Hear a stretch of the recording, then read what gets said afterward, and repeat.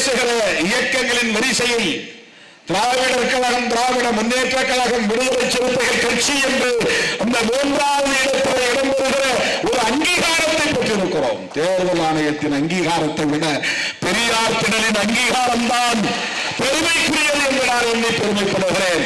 தமிழர் தலைவரின் அங்கீகாரம் தான் பெருமைக்குரியது. அவர் 100 ஆண்டுகளுக்கு மேலாக வாழ வேண்டும். வந்ததும் கவிஞர் ஐயா அவர்கள் சொன்னார், பக்கத்திலே இருக்கிற பெரியவர் 102 வயது என்றார். எனக்கு வியப்பாக இருந்தது. அடுத்த பெரியவரை காட்டி அவர் 103 வயது என்றார். இன்னும் வியப்படைந்தேன். கடவுள் இல்லை என்று சொல்லுகிறவர்கள் 102 ஆண்டுகள் வாழ முடிகிறது. கடவுள் மறுப்பை பேசுகிறவர்கள் 103 ஆண்டுகள் வாழ முடிகிறது.